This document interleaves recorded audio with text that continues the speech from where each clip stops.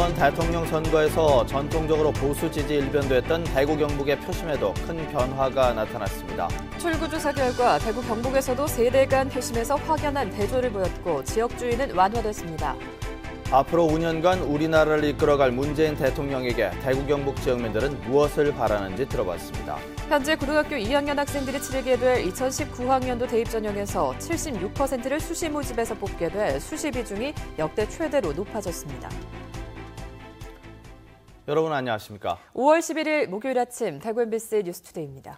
오늘은 대체로 구름 많은 가운데 경북 일부 지역에는 아침까지 비가 오겠습니다. 낮 기온은 대부분 지역에서 30도 가까이 오르면서 초여름 날씨를 보이겠습니다. 이시정 기상캐스터입니다.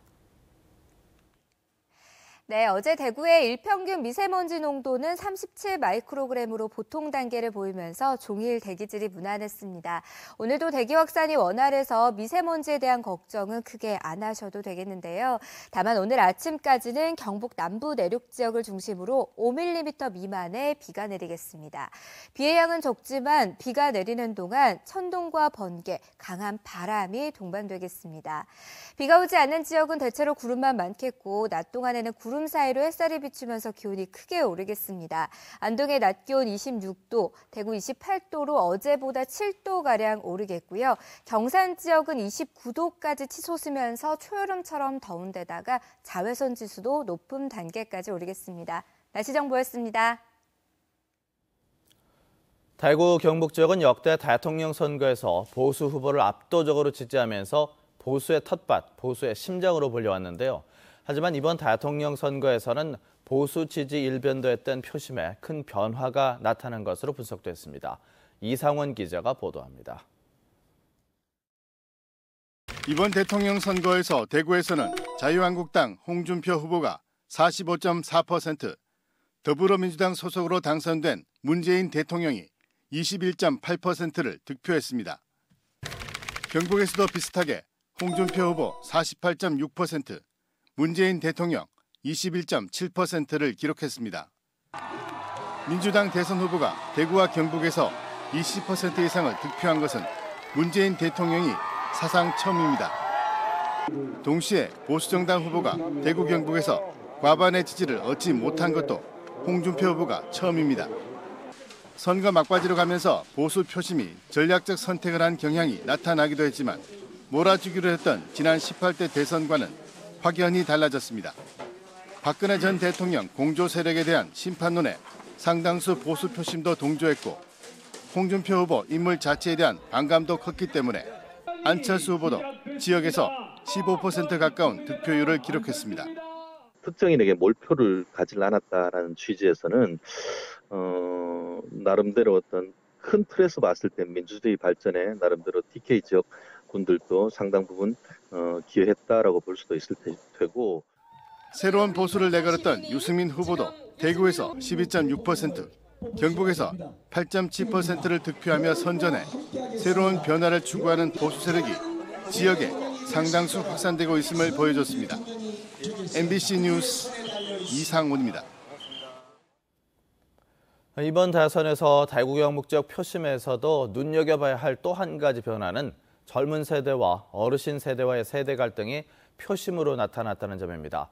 반면 지금까지 대선 전국을 주도해왔던 지역주의 구도는 이전보다 많이 완화되는 경향이 나타났습니다. 계속해서 권윤수 기자입니다. MBC를 비롯한 지상파 방송 3사가 실시한 제19대 대선 출구조사 대구 지역 연령대별 후보 지지율입니다. 20대, 30대, 40대는 문재인 대통령 지지율이 30%대로 높게 나타난 반면 50대와 60대 이상에서는 홍준표 후보 지지율이 50% 이상 압도적으로 높게 나타납니다. 경북 지역의 연령대별 후보 지지율 출구조사에서도 대구와 거의 비슷한 경향이 나타났습니다. 역대 대선 때마다 영남권이 보수 후보의 압도적 지지를 보였던 지역주의 구도는 이번 대선에서는 많이 옅어졌습니다. 대신 젊은 층과 나이든 어르신들의 정치적 성향이 충돌하는 세대 갈등이 심화되는 경향이 나타났습니다. 취업 문제, 교육 문제 등 현실적 문제와 마주한 젊은 세대는 정치 이념보다 현실적인 변화와 정의라는 가치를 선택한 반면 어르신 세대들은 여전히 안보와 이념을 중요시한 것으로 보입니다. 여기에다 보수 후보에 대한 일부 묻지마식 지지에도 불구하고 지역 발전은 수십 년째 답보 상태에 머무르는 현실도 젊은 세대의 표심 변화에 영향을 준 것으로 보입니다.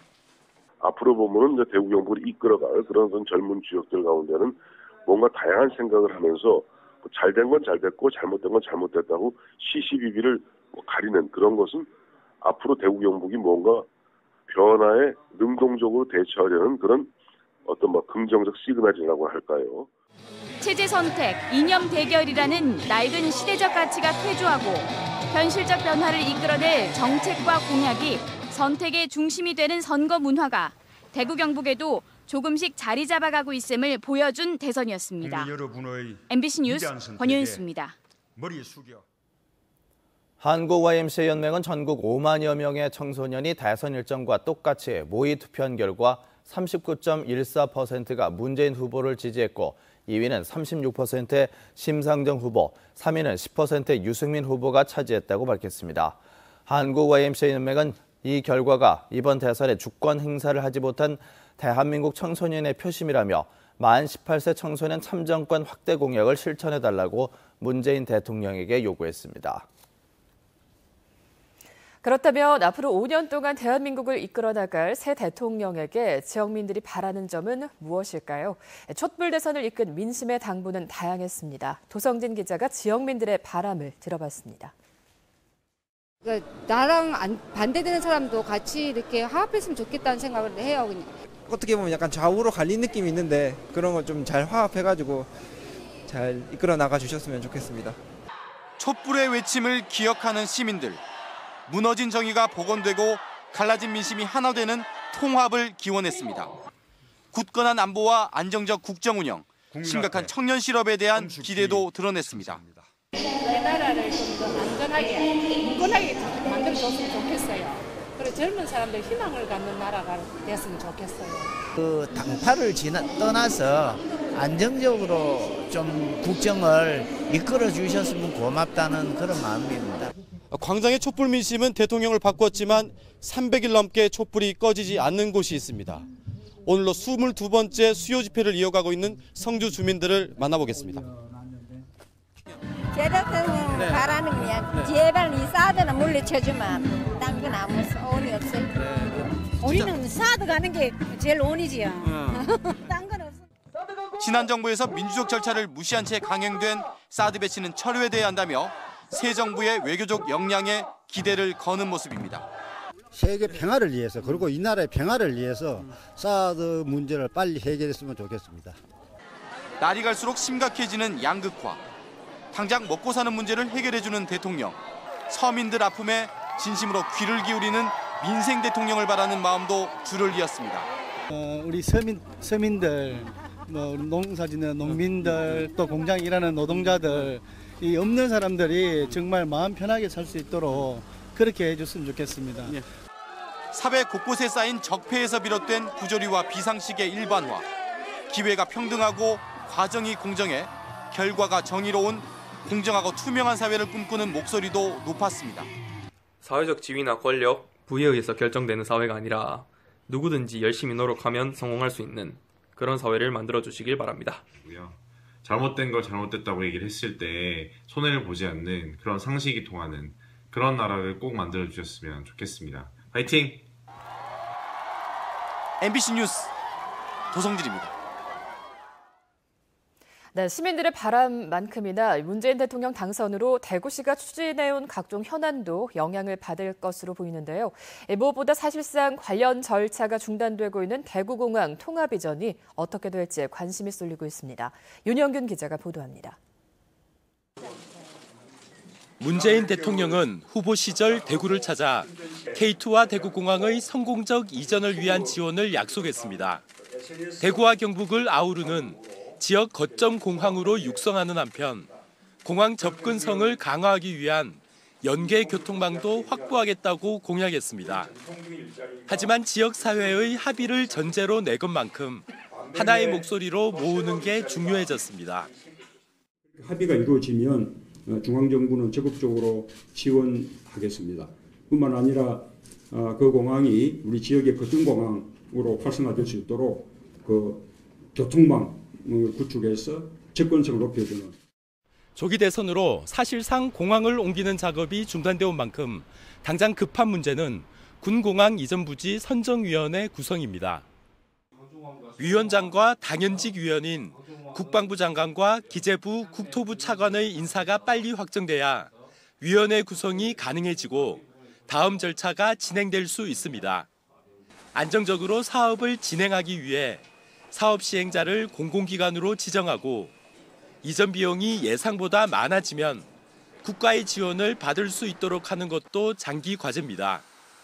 또한 통합신공항의 3,500m 활주로 신설, 1,000만 명 이상 수용할 수 있는 계류장과 터미널 등을 만들어야 관문공항으로서의 역할을 할 수 있습니다. 대구 통합공항을 지역 거점공항으로 육성하겠다라고 하신 것이기 때문에 저는 이 문제가 정권이 바뀌었다고 달라지거나 차질을 빚어서는 안 된다 이렇게 생각합니다. 대구시는 경상북도와 함께 통합신공항이 문재인 정부의 국정과제에 반영될 수 있도록 태스크포스 팀을 만드는 등 총력을 기울인다는 방침입니다. MBC 뉴스 윤용균입니다. 한편 대구시는 새 정부 출범을 맞아 오늘 오전 8시 반 시청에서 확대 간부회의를 열어 지역 공약이 국정과제로 채택될 수 있도록 대응 전략을 논의할 계획입니다. 그동안 대구시가 더불어민주당에 건의해 대선 공약으로 채택된 7대 핵심 공약에 대해 세부 실행 계획을 세우고 4차 산업혁명에 대비해서 미래 산업 육성 추진단이 발굴한 20여 개 미래 전략과제에 대한 대응 방안도 논의할 예정입니다. 현재 고등학교 2학년 학생들이 치를 2019학년도 대입 전형이 발표됐는데 76%를 수시 모집에서 복귀됐습니다. 수시 비중이 역대 최대로 늘면서 학생부의 중요성이 그만큼 커졌습니다. 김은혜 기자입니다. 대입 전형에서 수시 모집 비중은 2018학년도에 처음으로 70%를 넘어선 데 이어 2019학년도에는 76.2%까지 대폭 상승했습니다.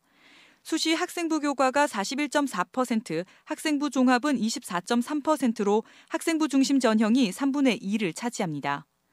나머지 23.8%를 선발하는 정시에서는 수능이 20.7%로 대부분을 차지해 수시는 학생부, 정시는 수능 위주 전형이 더 강화됐습니다.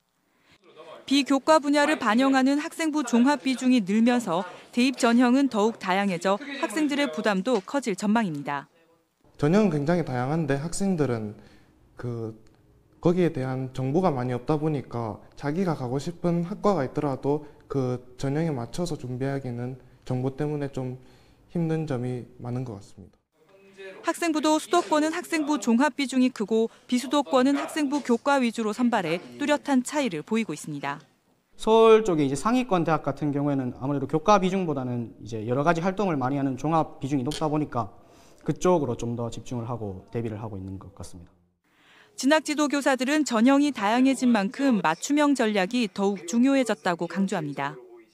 학생부 종합 전형과 그리고 논술 중심으로 준비하는 것이 좋을 것 같고 학력이 좀 떨어지는 학교에서는 대부분 학생부 교과로 많이 가고 있습니다. 따라서 내신 관리가 가장 중요하고. 정시에서 절대적인 수능은 수시에서도 최저학력 기준으로 삼는 대학이 많아 마지막까지 준비를 계속해 나가는 게 좋습니다.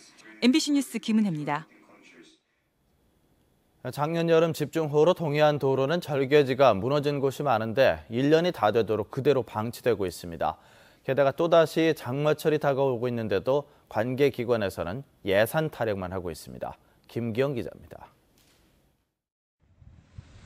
지난해 9월 예상치 못한 집중호우로 동해안 간선인 국도 7호선에 1,000톤이 넘는 토사가 무너져 내렸습니다.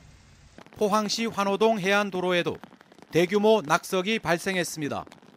9개월이 지나 현장을 다시 찾았습니다.